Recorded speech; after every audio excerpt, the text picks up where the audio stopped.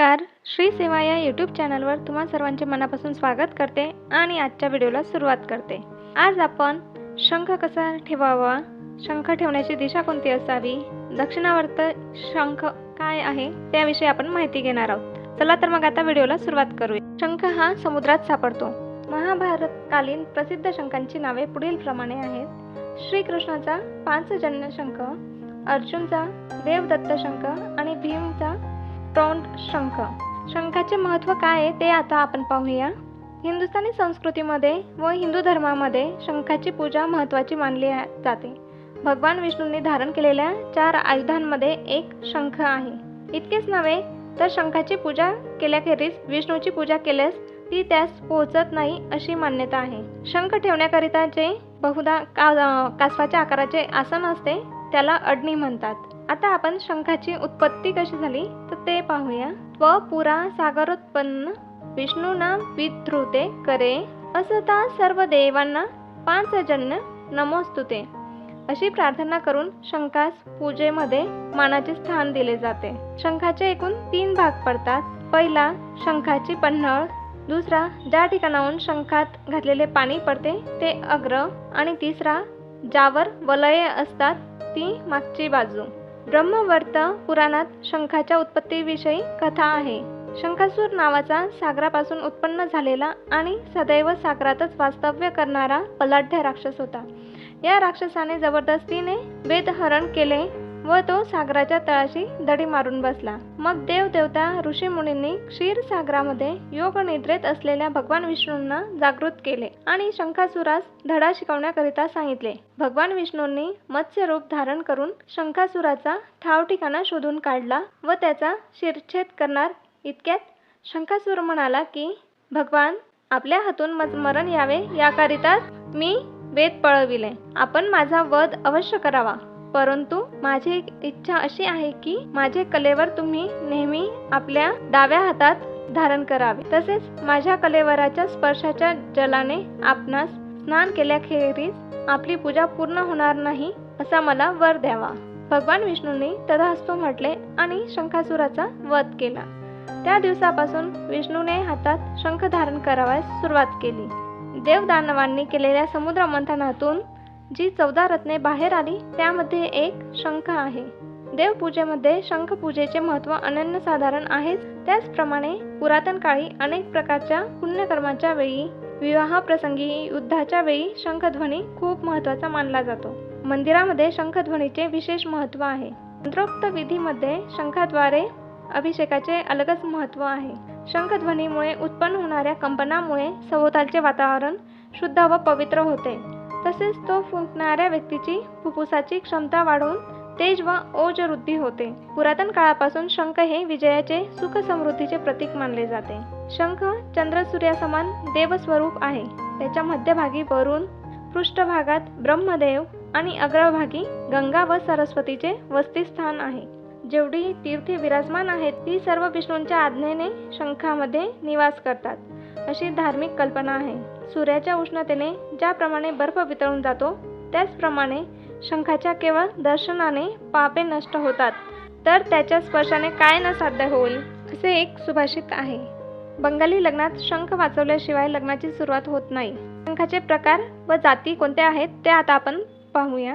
शंखाचे मुख्यतः 2 प्रकार असतात. पहिला दक्षिणावर्ती उजवा शंख व वामावर्ती डावा शंख. ज्या शंखाचा पृष्ठभाग स्वतःकडे करून देवाकडे त्याचे अग्र केले म्हणजे त्याच्या पन्हाळीची पोकळी उजव्या बाजूला येते असा शंख म्हणजे दक्षिणावर्ती व त्याला उजवा शंख असे म्हणतात. या विरुद्ध त्या शंखाच्या पन्हाळीची पोकळी डाव्या बाजूला येते असा शंख म्हणजे वामावर्ती, त्याला डावा शंख असे म्हणतात. दक्षिणावर्ती शंख दुर्मिळ असल्याने त्याच्या किमती अधिक असतात. शंखाची योग्य ती परीक्षा करूनच तो खरेदी करावा. दक्षिणावर्ती शंखाचे पुन्हा वजन व आकारावरून नर व मादी असे भेद होतात. शंखाच्या देखील ब्राह्मण, क्षत्रिय, वैश्य व शूद्र अशा 4 जाती आहेत. शंखाच्या जाती भेदाप्रमाणेच त्यांचे गणेश शंख, विष्णू शंख, देवी शंख व मोती शंख असेही भेद पडतात. अथर्व वेदामध्ये 7 मंत्रांनी युक्त अशा शंखमणी सूक्तामध्ये दक्षिणावर्ती शंखाची महती वर्णन केली आहे.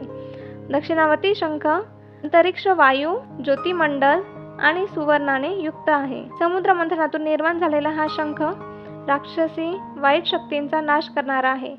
रोग निवारण करून आरोग्य संपन्न आयुर्मान देणारा, जीवनाचे रक्षण करणारा, तसेच अज्ञान व अलक्ष्मीस दूर करून ज्ञान व अखंड स्थिर लक्ष्मी देणारा आहे. हा बहुउपयोगी शंख. तर त्या आपण शंखाची पूजा कशी करावी ते आता आपण पाहूया. हे बघा, शंखाची पूजा करताना ते शंख कासवाकृती अडणीवरील ठेवायचा असतो. आता एक समजुतीमध्ये कासवाकृती अडणीवरील शंख कसा ठेवायचा असतो. कासवाचे मुख आपल्या दिशेने असते, पण वरचा शंख कसा ठेवायचा तर ते पाहूया. शंखाचा निमुळता चोचीसारखा पन्हाळीसारखा भाग उत्तर दिशेला करावा. शंख अर्थातच पोकळ बाजू वर करून ठेवावा, म्हणजे त्यात पाणी राहील. वाजवण्याकरता तोंड फोडलेला शंख पाणी भरून ठेवावा. तो देवपूजेकरता घेऊ नये. तो निव्वळ शंख ध्वनी करण्याकरताच वापरावा. त्याची पूजा करणे झाल्यास स्वतंत्र करावी. शंखाला हळद कुंकू वाहत नाहीत. तसेच गंधाक्षत फूल न वाहता निव्वळ गंध फूल वाहावे. शक्यतो पांढरे फूल वाहावे. पूर्वी गंध म्हणल्यावर चंदनाचे उकळून केलेले गंधच असायचे. हल्ली ते नसते, म्हणून हल्ली निरनिराळ्या रंगाची मातीची गंधे मिळतात. त्यातील शक्यतो पांढरे वा पिवळट गंध वापरावे. कुंकू कालवून केलेले गंध शंखासाठी वापरू नये. पूजेत शंखाचे महत्त्व असणे. पूजेमध्ये शंखाची पूजा केली जात नाही. तसेच शिवाला शंखाचे पाणी घालून स्नान घालत नाहीत. देवांच्या मूर्तीमध्ये पंचायतनाची स्थापना असेल तर त्यातील बाणलिंगावर शंखोदक घालण्यास हरकत नाही, पण महादेवाची पिंड असलेल्या बाणलिंगाला शंखोदकाने स्नान घालू नये. कारण शिवपूजेमध्ये आपण शंखाचा उपयोग नसतो. शिवपूजा करताना शंखाने स्नान घालायचे नसते.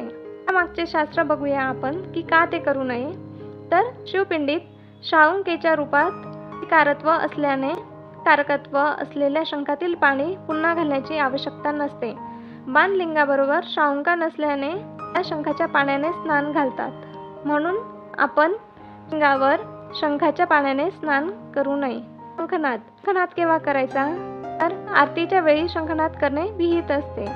देवळात महादेवाची पूजा करताना शंखपूजा उक्त नाही, मात्र आरतीपूर्वी शंखनाद करणे आवश्यक असते आणि तो शंखनाद अवश्य केला जातो. शास्त्र पाहूया आता आपण.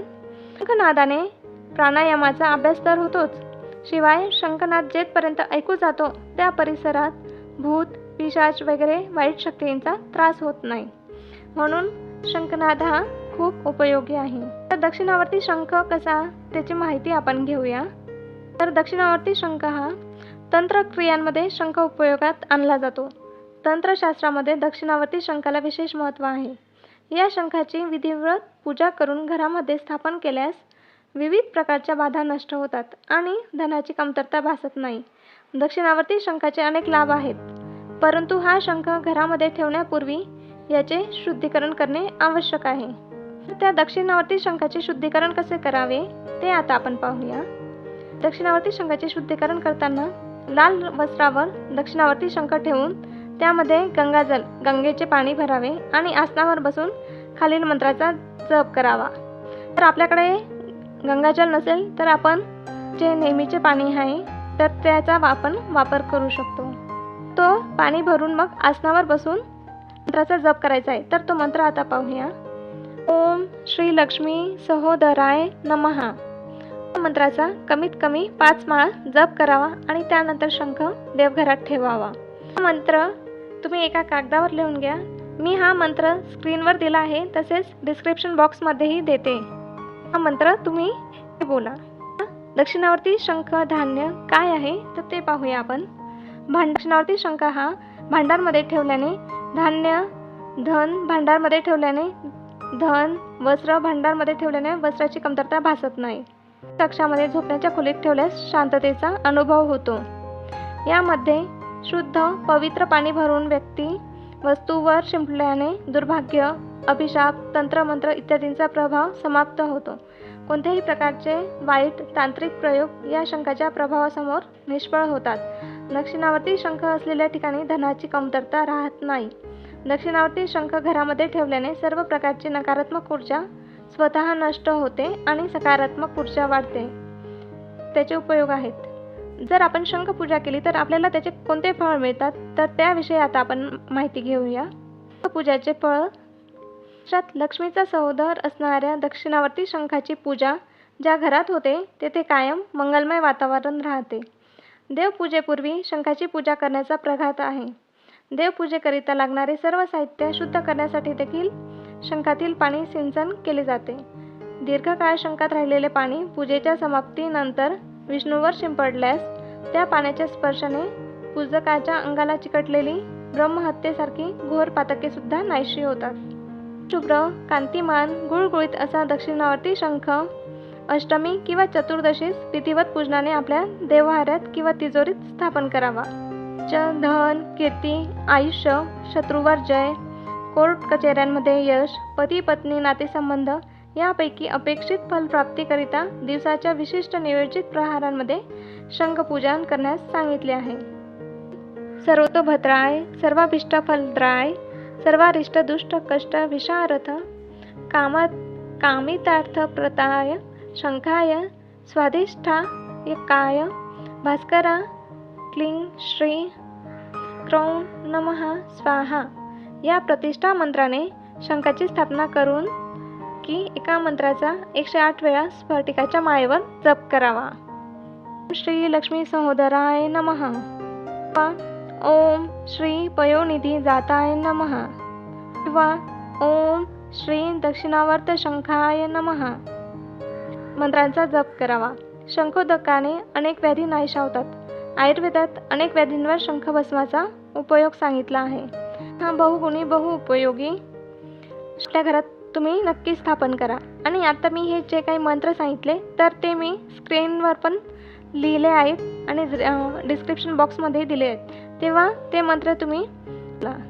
अशी ही माहिती होती दक्षिणावर्त शंखाबद्दल. माहिती आवडल्यास लाईक शेअर जरूर करा आणि हा व्हिडिओ जास्तीत जास्त शेअर करा म्हणजे इतरांपर्यंत ही माहिती पोहोचेल. आणि चॅनलला सबस्क्राईब केलं नसेल तर सबस्क्राईब करून बेल आयकॉनवर ऑलसाठी क्लिक करा म्हणजे पुढे येणाऱ्या व्हिडिओचे नोटिफिकेशन तुम्हाला मिळेल. चिंतन श्री गुरुदेव दत्त.